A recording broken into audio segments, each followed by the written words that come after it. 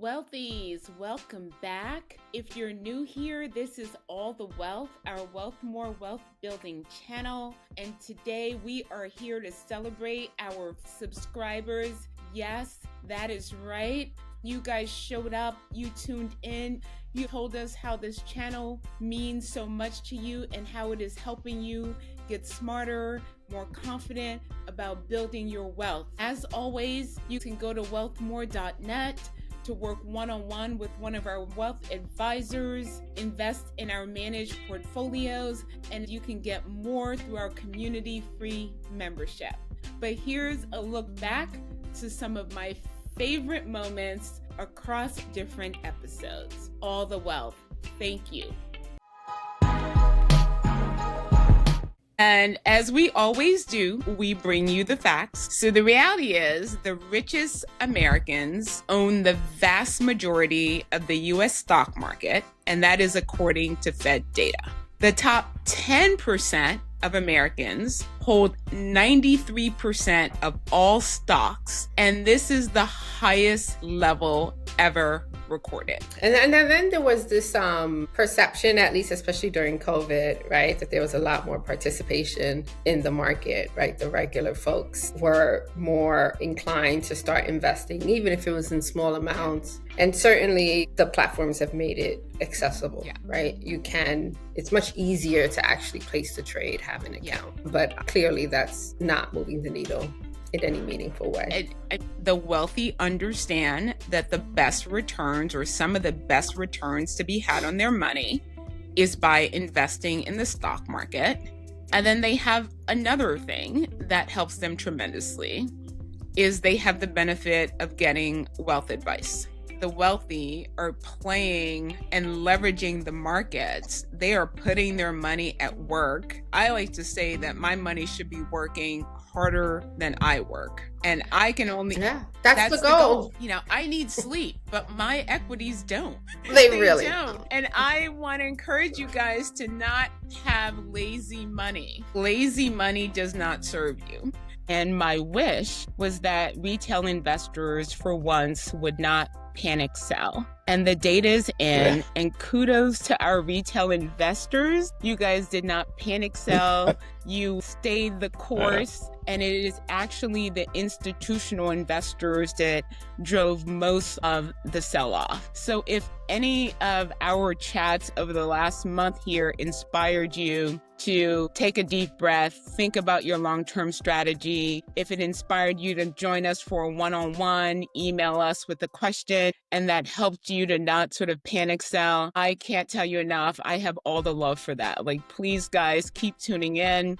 This is why we're here, to help you guys stay informed and to not fall into these known traps of retail investors buying high, selling low, panic selling.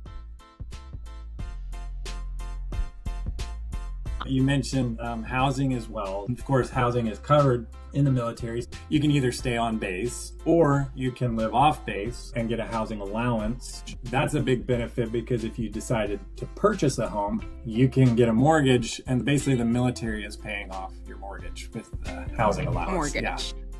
1, 2, 3. Tanya, can you hear me? I can. Will our effects work? Oh my God, we have a list. It's raining. It's raining, yes. Oh my it's gosh. raining. It's raining on the markets. Oh, love, the little hearts. It's raining on the markets. The confetti is, all of it was much more than I imagined. Tariffs are poo-pooing all over the markets. They really are. I wonder if it does the reactions from your... Okay, From cool. your hands, like Yeah.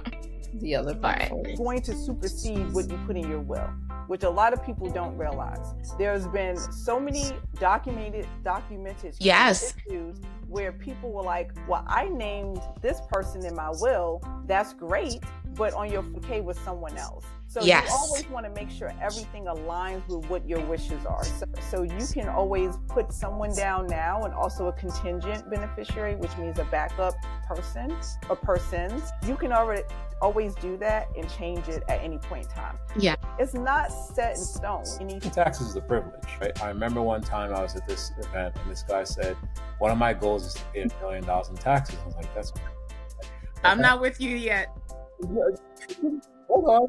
He's like, I want to pay $1 million in taxes. He says, well, people are like, well, that's a lot of money. He's like, that means I made a lot of money. If I can pay $1 million in taxes, I must have probably made about $5 to $10 million, depending on how, right? As opposed to, well, I don't want to pay a lot of money in taxes. I just want to pay $20,000 or $10,000 in taxes. Unless you have a great accountant and you have a lot of businesses and you can use those deductions to just about nullify. And you've seen some of these big corporations where they pay no taxes. But again, if you're making that much money, you're going to pay a lot of taxes. Like I used to tell some of my clients, you made a lot of money. You got to pay the taxes on it, right? It says, according to the Path to Purchase Institute, so there's actually an institute out there, studies Americans' buying behaviors. 92% of Americans made an impulse purchase at any given point. You might say, okay, well, 92, right? Okay. To the point about the online shopping, right? Our survey found that 79% of in-store shoppers make an impulse purchase and 58% of online shoppers. But still 92% of us are making these impulse buys.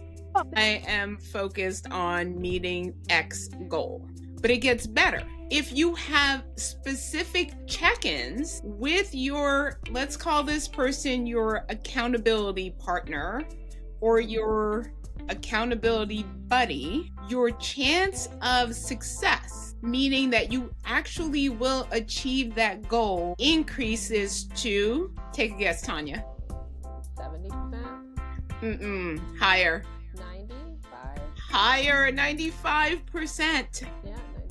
Yeah. I mean, that is pretty much like a given that you will hit that goal just by having a regular check-in. It's pretty impressive. Risk is part of investing. That's why those who stick with their plan tend to get better returns over the long run. Just as a side note, since World War II, the S&P 500 has declined by 10% or more, so correction, defined as a 10% drop from the high, 24 different times. The next part I'm about to tell you is actually more important than that drop. The bull markets that followed those corrections are generally much stronger and last much longer. The 24 corrections took about 5 months before seeing the bottom. The recovery back to the same level, that same peak, took only about 4 months on average. And again, as a side note, you see one of these stock market corrections about every year, 1.2 years, every 1.2 years since about 1980. Pretty common, pretty normal, just part of investing. What you need to do is really stick to your plan. And women essentially retire with 30% less in wealth relative to men. Yep, that's true. Yeah, that's a pretty big number. It's a huge number. A lot of it, and I sort of want to echo that we hear a lot of stuff out there that would suggest that this is how women spend, etc., that sort of contributes to the wealth gap. But the reality is the wealth gap for women is largely driven by the pay gap. Yeah. Women on average make 82 cents to the dollar of what a male earns. And over time, that number really adds up. It adds up to anywhere between $400,000 to $1.2 million in difference, and not a positive difference, a negative difference when it comes to building wealth. It's a lot of money.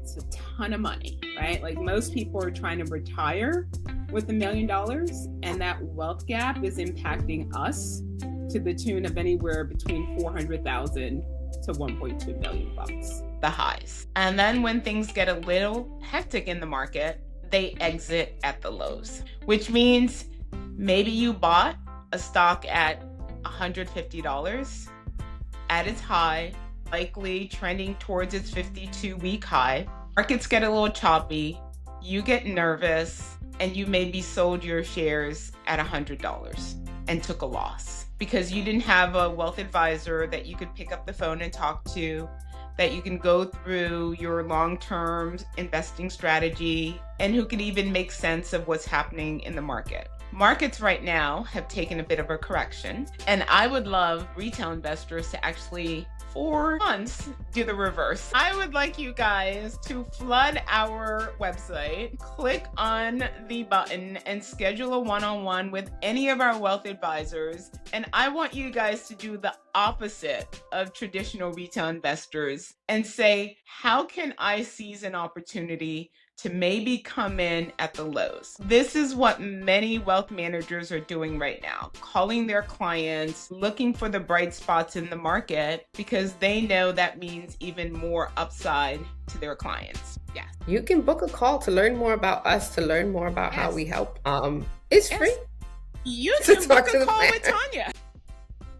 Yes, you can. My Calendly link is there on the website. I highly recommend that you do that. So we've given people some homework, right? Obviously, Go to WealthMore. Go to wealthmore.net, book a call with Tanya. We will share the data with you guys so you can look at it on your own to see the power of investing.